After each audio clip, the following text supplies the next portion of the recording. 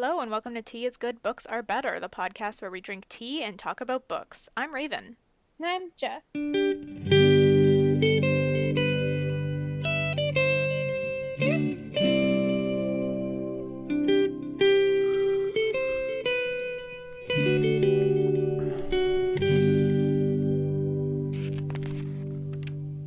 Jess, Hello. does almond milk go bad? Oh, you should think so. Why? Are you drinking bad almond milk? I have this one that's expired, but it doesn't smell any Oh. different and it doesn't the texture's no different I and wonder if it's the best before date oh is different yeah, from the expiry date. I guess that makes sense. Usually product can last a week or two after the best before date before it goes bad. Hmm. What is in almond milk that could make it go bad? Isn't it just like nut juice? I think so. Almonds go bad. Yeah, I guess so. If it's organic, it's gonna go bad unless it's honey. Honey never goes bad, huh? It just Honey never goes. crystallizes. Yeah, into delicious candy. I have this pot of honey that I just keep refilling because I don't want to use a giant jug, so I use a little pot. So I keep refilling it when it gets low, and it's got little honey crystals forming at the bottom. Hmm. And I was like, yeah, do I eat that one day? What do I do with that? You can scoop it out with a spoon and put it in your tea. I'll scoop it out with a spoon and put it in my mouth. That too. Yeah. Anyway, what's new with you, Jess? Well, I got a couple of new tattoos, Mm. Ooh, which is ooh, ooh, exciting. ooh, ooh, ooh, Oh my goodness. ooh, ooh, ooh. Okay, I'm done. Okay, yeah, tell us about them. So I got them done Saturday morning. Okay. Um, yeah, and they're on my hip, and it's Bast, the Egyptian cat goddess, but Mm. in the cat form, I guess, Mhm. like the little cat statue. Mhm. Um, yeah, they're on either side, and I love them. Right now, they're scabbing, and the scabs are peeling where my panties rub Ugh. against them, so it's itchy and a little bit stingy. Oh God. They look so warped right now because the scabs moved around. Oh yeah. Yeah. Do you have the Sanaderm on it or whatever it is? But what? Like the second skin, the Oh, Sanaderm? like the peeling shit? Do you What are you remember talking the about? it's like a plastic film that they put over it? Oh, no, she didn't put that on mine. Okay. Remember, my coworker was calling it second skin bandages. Yeah, that's what it is. Yeah, she told me next time I get one done, I should go out and buy my own and Oh. use it. Keep it on for 5 days and it should heal. I think that cling wrap works the same way. But you have to buy expensive cling wrap if you want it to stay. Why would it have to be expensive? You just Well, tape it around the edges. oh, tape's not gonna stay on me. I'm sweaty in this heat. This is true. The bandages she put on me only lasted an hour before they started falling off, and she taped them on with Oh, masking tape. wow. Hmm. It's pretty hot. Yeah. So originally you had planned to put them higher on your hips, right? Yeah, So what I happened to that plan? I was just looking at myself naked in the mirror. And I was like, I think they look better on the fattest parts of my hips, like the widest parts, not the fattest, the widest part of my hips, Mm-hmm. because then you see it more. Oh, I see. And I liked them there. Mm. Cool. Can you actually see them when you're wearing clothes at all? No, Yeah. no, Okay. yeah, and they didn't hurt as much as I thought they were going to. Oh, how do they compare to your sternum piece? Worse because it took longer. My Oh. starting piece was 30 minutes. This took 2.5 hours. Oh, yeah. I guess it's a lot of black in these ones, eh? Hmm. That part didn't hurt as much. I think the outline part she did first hurt Mm-hmm. the most, and then the shading was just nothing. I see. Like 30 minutes before I was done, some guy comes in for his first tattoo. He was so excited and nervous, and it Aw. was like on the back of his calf. An apprentice was doing it on him, and he was laying down. When she started, he started groaning, and his face was all red, and he kept peeking over at me. And at this point, she was shading, so I wasn't in pain. I was just Yeah. like twirling my little fidget toy and was sitting all comfortable. He was watching him, and he keeps looking at me. Pretty funny. That is funny. He was like, "How is she doing that?" Okay, honestly, I think it is uh uh I think it's a fact that women have a higher pain tolerance than men. Probably. Because we kind of have to, I think, because of like childbirth and stuff. Like we Dealing with have cramps all the time. that too. Yeah, I think we have like uh I'm talking out of my ass here, so I'll admit that, but like I don't know, some kind of extra hormones or chemicals or whatever that like make things not hurt as much. I think that might be right. That we do have extra hormones, like pain killing hormones. Yeah. That work. That's that's what I think. I'm I not think saying it's that a sounds fact. right. I think I heard that. Yeah. But I Uh, don't know. I'm not an expert. exactly. But that's it's cute that he was like looking over and like, should this not hurt that bad?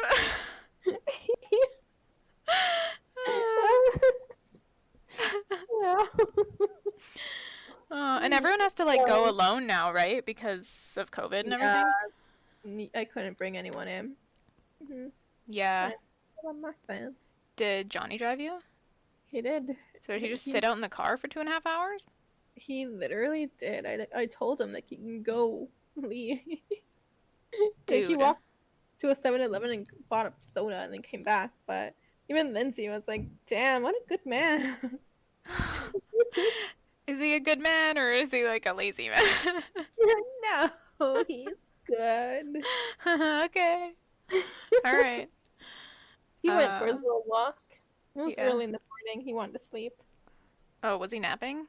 Yeah, he was. Oh, okay, that's different. If he was just sitting there like on his phone the whole time, I feel like that would get boring He was real supposed quick. to bring a book, Hmm. but he forgot it. Aw. Mhm. Oh, and afterwards, Lindsay paraded me around the tattoo parlor showing off my tattoos. She was so proud to. Aw. That's cute. Mm. It was pretty funny. Apparently, my artist is actually going to be coming back from Chile sometime soon. I don't know how. Holy shit. I think because maybe he has permanent residence here. Mm-hmm. So, but I don't know how exactly. He says that he's coming back soon, so I'm really excited and I want to get some more fucking tattoos, bitch. Nice. I don't Yeah. know which one to get next though. No. I'm thinking I want to get Anubis on my arm. Oh, yeah? Yeah, and it'd be cool. We both have Egyptian gods on us. Hell yeah. I'm thinking of doing Kali maybe next. Which one's Callie? The goddess who was like dancing on the dead man, holding a severed head. Oh, yeah, yeah, Uh, yeah, yeah, yeah, yeah, yeah, yeah, yeah. Oh, yeah, yeah, yeah, yeah. Wait, that's like yeah. the blue lady? I think she's blue, yeah. Yeah, yeah, yeah, yeah. Yeah.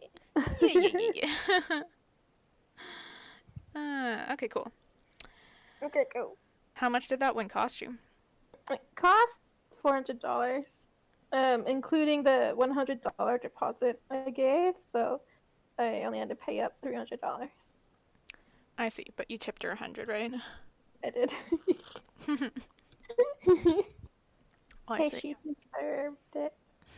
Yeah, I mean, if you're really happy with it, then yeah. Mhm. I think I might go back to her for my sternum piece because it doesn't really look like my current artist style. And I saw a sternum piece that she did recently, and it looked pretty cool. Yeah, she has quite a few of the fun, flowery designs. Hmm.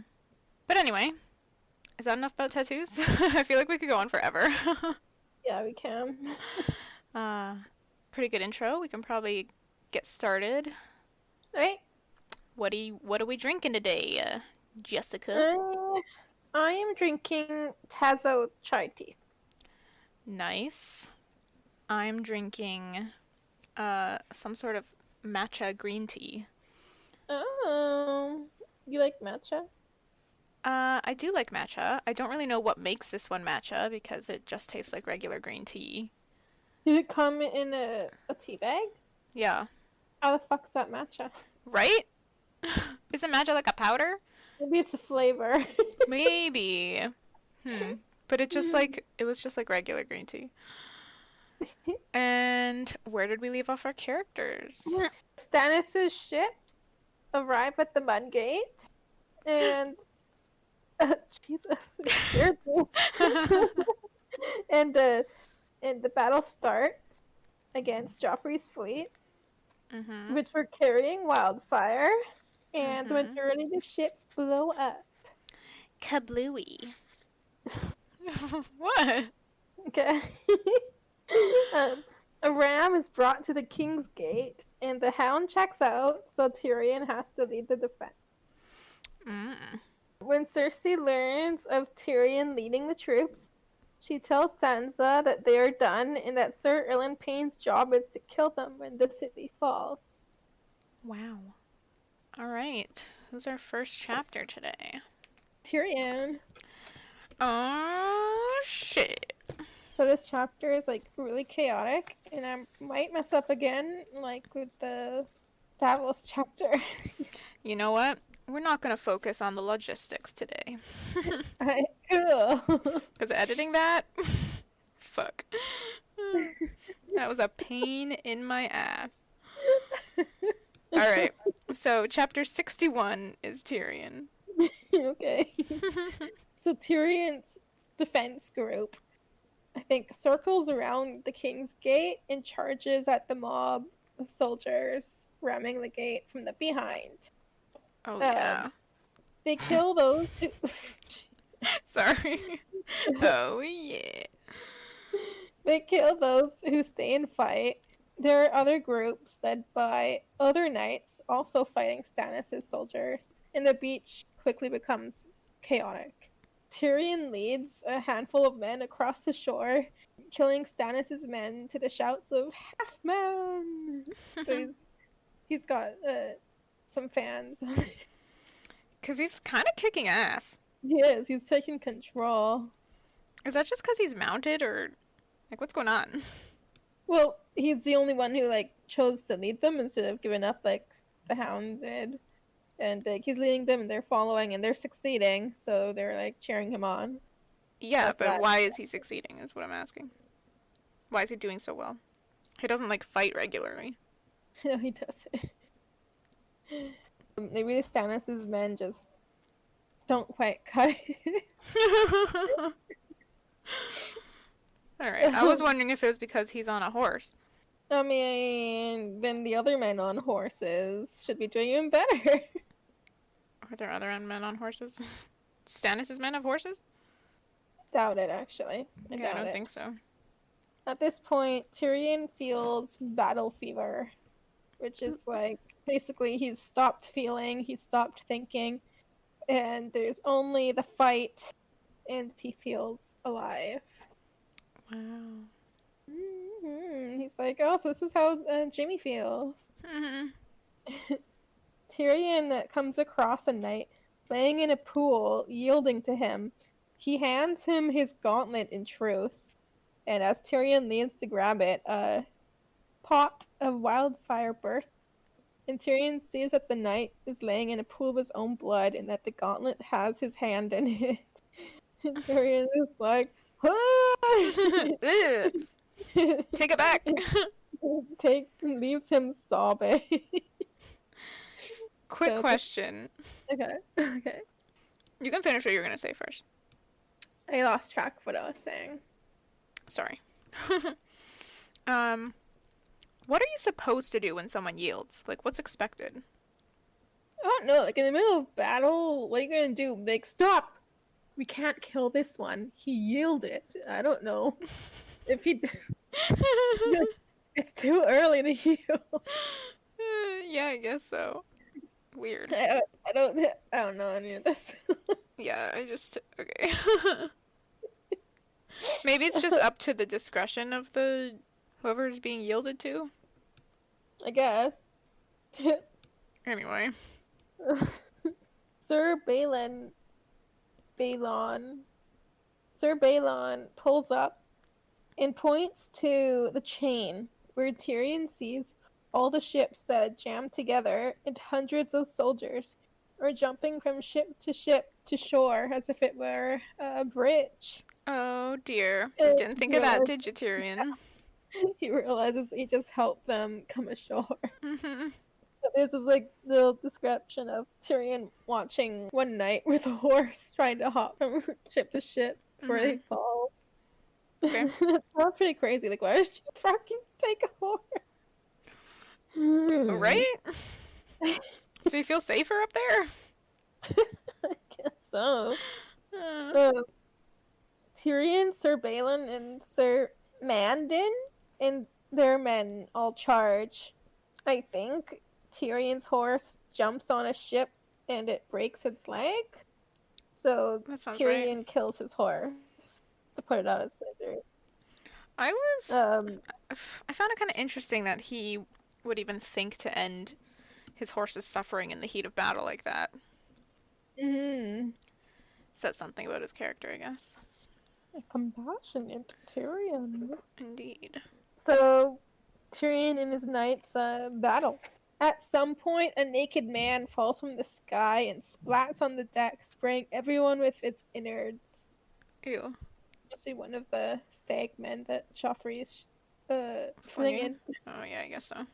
The ship splits and Tyrion ends up somewhere in the water or at the bottom of the ship. Not quite sure. I think he's in the water. Sir Madden calls for him and holds out his hand to help him out. As Tyrion grabs his hand, Sir Mandon slashes Tyrion's face with his sword. What the fuck? What? Tyrion falls into the water, but manages to grab an oar and keep himself afloat. He pulled himself ashore. He's all confused and out of it because of his injury. And then he sees Sir Mandon standing over him, and he's about to stab his sword into Tyrion when he disappears from his view with a shout. And someone else is crouching over him. Tyrion asks if it's Jaime, but a boy answers who sounds a lot like Pod. My Gerd? Did Gerd? Podrick just save Tyrion? Yes. Okay, so what the fuck? Sir Mandon attacks Tyrion? Yeah. They're on the same fucking side! They are. So what the fuck is that about? Am I just not remembering something from the show, or is this different? You aren't remembering something from the show. Alright, well, that's not surprising. A lot less gruesome in the show. Like, his wound is very, very minor. Mm-hmm. Yeah, but we find out what happened in the show. So we might find out what happened in the book. Like soon, or is that like a way later kind of thing? I don't know. I don't recall. How Great. far are you? Alright. Chapter Yeah, chapter 62 is Sansa. Sansa. Sir Lancel arrives wounded. What? Okay, wait. What is going on? I think they're vacuuming upstairs. Are you shitting me? No. It's so loud. Oh my god. Okay, I guess we can try again. Bro. Goodness gracious. Aw, damn it, Dallas. I know you're gonna get your ass whooped if you stop. Okay.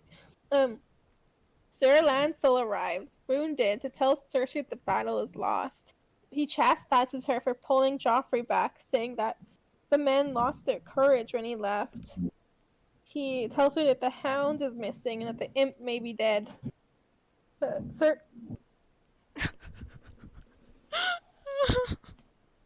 like, there's so much stomping going on now. What the fuck, man? Man, Why? we really need like a studio. Wouldn't that be nice? Yeah, because this is a fucking nightmare. Oh, Just trying to make some decent content, man. we're doing our darn best. Oh, oh. Every time he stops, he slams it down again. Apologies if you're listening to this right now. We're trying to Look at record and room. Why are you vacuuming the kitchen? some vacuuming the kitchen? Yeah, right above us is their kitchen. Who vacuums a kitchen? Dallas does. Don't you sweep a kitchen or Swiffer a kitchen? I think so. Oh? Okay. Cersei orders Osfrid to raise the drawbridge of Maegor's Holdfast and to bar the doors. No one is to enter or leave. She orders for Joffrey to be brought in.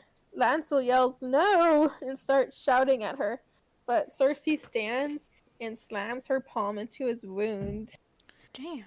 Lancel almost faints at this, and she leaves. The people in the room start panicking, and without thinking, Sansa stands up and assures them that they are safe, and promises that the queen will be back soon. When they calm, Sansa goes to Lancel and helps him to his feet and sends him to Maester Frankenstein. Frankenstein. Maester Franken. Okay. Sir Dantos approaches Sansa and whispers to her to lock herself in her bedchambers. She slowly walks out of the room and then runs to her bedchambers, bumping into a guard stealing along the way. Ooh. Inside the room is pitch black and she locks the doors. Something comes out of the darkness and grabs her wrist and covers her mouth. It's the hound! Oh, why do you keep Surprise, surprise. Honestly, though, what is going on with this dude? Right? He keeps appearing. Yeah. He was sleeping in her bed, waiting for her. That's Oh. fucking weird. And he's drunker than she's ever seen him. He Um, tells I'm disturbed. same. He Go tells her that he is leaving and that she promised him a song. He tells her that she would be safe with him and pulls her close, as if to kiss her. But she closes her eyes, and then he gets irritated because she still can't look at him. So he Right. demands that song and puts a dagger to her throat. Jesus. Terrified, Sansa forces herself to sing, and she sings a prayer to the mother. The hound takes the blade away, drops his cloak, and leaves. And that's his, like, Kingsguard cloak, right? Yeah, he drops it. So he's abandoning Yeah. his duties, I guess. He saw a little bit of fire and he's like, alright, I'm done. Adios, bitches. Mm-hmm. The chill in the room drives Sansa to wrap herself in the cloak, and she huddles on the floor for God knows how long, until the bells start ringing, fast and happy. She looks out the window and hears shouts that could be cheers. Sir Dantos bursts in the room, comes to her and spins her around gleefully. They're saved. They came from the south and annihilated Stannis' army with their Wow. great banners of the Golden Rose and the Lion. We know who those are. The Golden Rose and the But wasn't he saying it was Renly? Yeah, Sir Dantos believes that Lord Renly saved them. How the fuck? What? What are you talking about, Dantos? Where have you been? Right? Does he just think that Highgarden is still, like, with Renly? Renly. But didn't he say, like, he actually saw Renly? Yeah, he's claiming to have seen Renly. What the fuck is wrong with this dude? Maybe he's just super drunk and doesn't know what he's talking about. But it's so weird and random. Like, what does it mean? Who did you see? The fuck? I was so confused. Yeah. Does it actually say what the banners were? Because I don't remember reading that part. Yeah, is the way when he first initially was telling her, he didn't get to the point. He was just like saying all this what he saw in their banners. Hmm. Yeah, so like you don't know it was Highgarden and the Lannister army. He just says like it's the Golden Rose and the Lion, and you're like, okay, Highgarden and the Lannisters. Right. I guess Littlefinger succeeded. I guess so. Let me see. The Golden Rose and Golden Lion. Mm. So weird. Yeah, I said Lord. It was Lord Renly. Lord Renly in his green armor with the fire shimmering off his golden antlers. Is that Loras? Did Loras take Renly's armor? Did he? Did he? Did we read this and miss it? I don't think we missed anything, but it does look like someone took Renly's armor. I wonder if it was Loras. I feel like who else would it be? So I'll believe that he took Renly's armor. Okay, cool. Is that it? Mm-hmm. Next is chapter 63, Daenerys. Yay, Dany! Yay, Dany. Finally. Once in a blue moon, we get a Dany chapter. This is what happens after the House of the Undying incident. I've been looking forward to it. Alright, let's do this. At breakfast, Eerie, Dany's handmaid, brings her a Carthene gown to wear today, but Dany refuses it. The milkmen think her a savage, so she will look the part. Who the fuck are the milkmen? She's referring to the city folk as milkmen now, because that's what the Dothraki think of as city folk. What the fuck is that sound? He's vacuuming the laundry room. Are you shitting me? Oh. Bruh. Yeah, the Dothraki always refer to, like, non-Dothraki people as milkmen, I guess. Because they're weak. Oh, I thought it was because they were white. Could be that, too. But are the Carthene white? That doesn't seem right. Yeah, it doesn't. They live in the middle of a desert. They do. Anyway, yeah. So, Dany decides to dress as a Dothraki. Jiki, her other handmaid, even puts a silver bell in her hair. Dany tries to say she's won no victories, but Jiki says she burned the Magi in their house of dust and sent their souls to hell. Dany thinks of that as Drogon's victory, though. But she will wear the bell so the Dothraki esteem her more. I noticed in the show, like, she didn't have bells in her hair. I think it's really cool that she was putting bells in her hair. Yeah. I'm kind of looking forward for more bells. Yeah. Go in her hair. Be cool to see when she gets one, you know? Yeah. Or a second one. She already has one now. That's what I mean, like, whenever she gets a new one. Yeah. It would be cool to see where, like, why. What incident it came from. Ser Jorah and two of Dany's blood riders, Jogo and Aggo, ride with her to the waterfront. Dany can tell from the way the people of Qarth are looking at her that they do not love her. Dany thinks about how she is being forced to run again. She had always been running, but it was run or die. Xaro learned that Pyat Pree was gathering the surviving warlocks together to harm her. Not only them, but the other factions were all calling for her expulsion or her death. Jeez, they hate her. Yeah. Yikes. Just for what she did to the warlocks? Yeah. Huh. Well, she killed them all.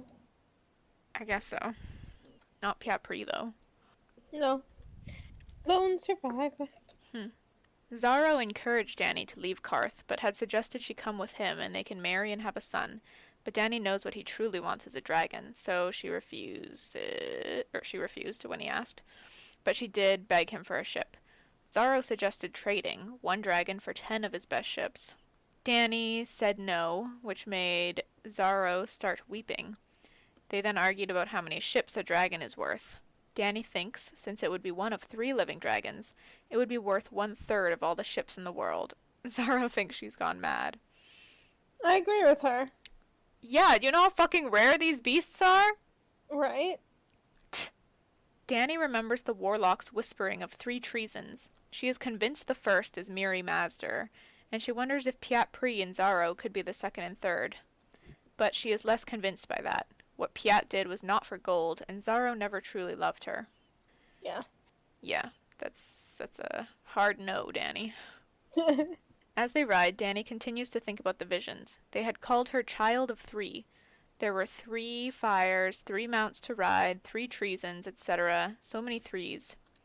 She asks Ser Jorah what the 3-headed dragon is all about, because those don't actually exist. Ser Jorah explains that the sigil of House Targaryen represents Aegon and his sisters, Visenya and Rhaenys. Dany goes on about the stuff she saw in the visions, but Ser Jorah thinks they are all lies and they can't be trusted. But Dany can't let it go. She remembers Rhaegar saying, "His is the song of ice and fire." She is certain it was Rhaegar. She tells Jorah he had a harp, and Jorah confirms Rhaegar did play that kind of harp. Ooh. She cracked the code. Dany tells him about the woman and babe named Aegon. And Ser Jorah says Prince Aegon was Rhaegar's heir by Elia of Dorne, but that boy is dead now. Dany asks what the Song of Ice and Fire is, but Jorah doesn't know. I Dany... want to know. Right? Dany has a million questions. Yeah. So if Aegon's song is the Song of Ice and Fire, or whatever... Yeah, I don't know what that means. They arrive at the port. They go from ship to speak to the captains, asking for passage. Some don't want dragons on board, others don't want Dothraki on board, some are heading in the wrong direction, some try to charge them way too much money, etc., etc. Do we know at this point where they're planning on going? Is it to Westeros? Man, maybe that is her plan. That'd be dumb, though. Yeah, that seems crazy at this point. I don't really know where she's going. Also, the port is completely sheltered. Like even the ships? Crazy. No, like I feel like the whole port is like under a big dome. It's like completely sheltered. It is? I remember reading that it was sheltered. Oh, I don't remember reading that. And just saying, shit, that's cray. It's a big ass dome. Yeah. I don't know if it's a dome, but it's sheltered. Okay. I thought that was cray. Well, it could just be like pieces of cloth hanging over some sticks. Like that's a shelter, technically. No, but like the port is huge. Okay. Trying to remember what it looked like in the show. No, it was a regular port. Yeah, I don't know. I don't remember reading that it said it was sheltered, but Also, I think there's some merchants selling virgin's milk. ew. What is that? Virgin's milk? Virgin's milk? Is that like titty milk? But like from non-virgin ladies? What do you mean non-virgin ladies? I mean, not. I was gonna say like non-pregnant, but like maybe there's immaculate conception in this one. This isn't the Bible or Star Wars. There's magic in this world. As they walk from one key to the next, Jorah points out they are being followed, but he doesn't want Dany to be obvious about looking, so they stop at a brass booth, and Jorah uses a platter for the reflection, so Dany can see who's following them, while the merchant tries to sell them the platter. One of the followers is an old man, the other is a fat brown eunuch. They walk away from the booth, but the merchant chases after them, trying to negotiate price for the platter. They finally stop to pay the man, and a Qartheen gives Dany a jewel box, saying it's for her. She opens it to see a glittering green scarab. She thinks it's beautiful, and may help pay for her passage. The Qartheen then whispers, "I'm so sorry," and the scarab comes to life and attacks. It's a sorrowful man. It is. It lunges at her, dripping venom, but the box is flung from her hand, and someone screams, and people start shouting and pushing. The old man is there, the one that was following them, and he drives the butt of his staff into the ground. Aggo and Jogo appear, and Ser Jorah slams the eunuch over the head with the brass platter.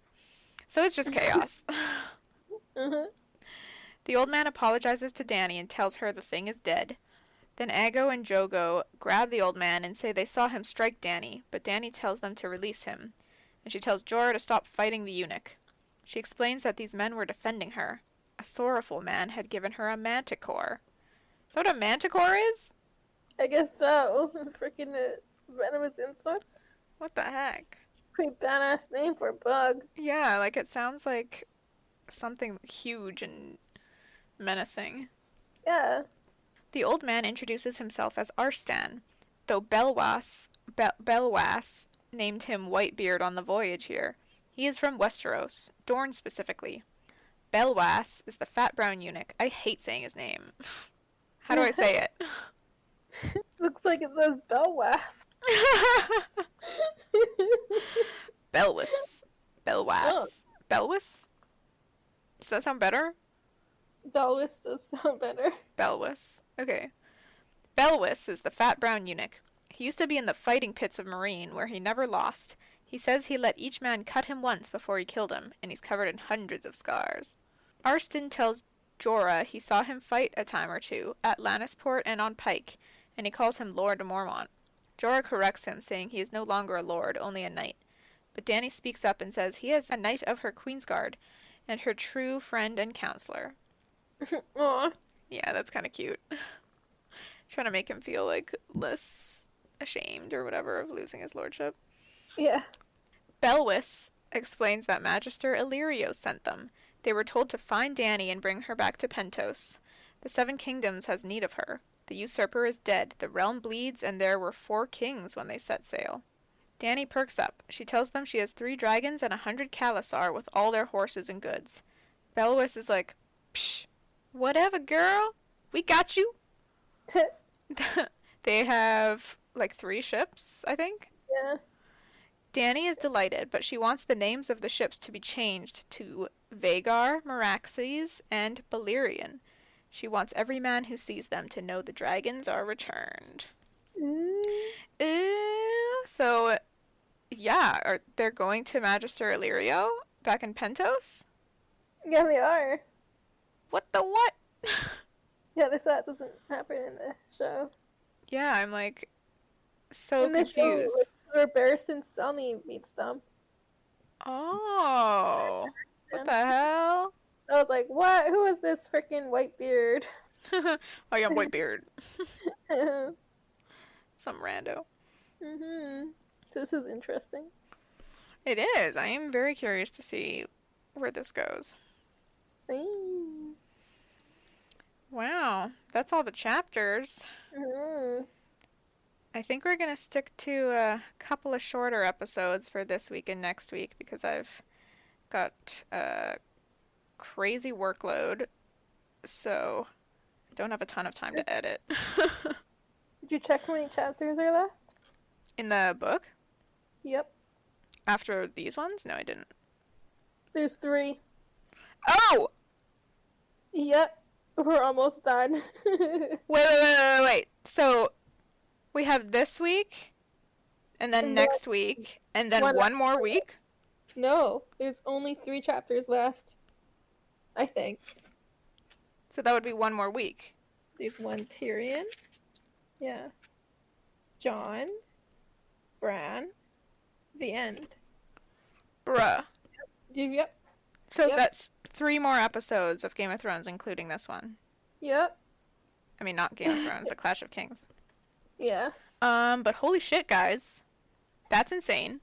That is. Like you read through this one faster than Game of Thrones. I bet we didn't, though. No, I think we're gonna have the exact same amount of episodes. Oh, really? Oh, maybe not. But the same amount of chapters, I think. Oh, I don't know. Shit. I'll have to double check. I'm just talking out of my ass. I'm, like, getting all the numbers confused in my head. Yeah, but my point was that I've got a really heavy workload for the next couple of weeks. So it'd be easier for me to keep this episode short and the next one short. But we will take our time, definitely, with the last one. Cool. So we're going to end it here. Yeah. I can't believe we're so close to the end. Anyway. All right. Thank you guys so much for listening. If you want more of the podcast, please follow us on Instagram. You can follow the podcast at Tigbab Podcast, or you can follow us separately. My handle is Crimby. Jess's is just.egan24. You can also find us on Facebook. Just search Take Bad Podcast or Tea is Good, Books Are Better, and we should pop up there. Also, please subscribe to our good friend Baram Barami on YouTube. He's the one who made our jingle that you heard at the start of this episode, and he's really dope and makes cool stuff, so give him a like and a subscribe. Also, you can check out our Patreon, patreon.com/Tea is Good, Books Are Better.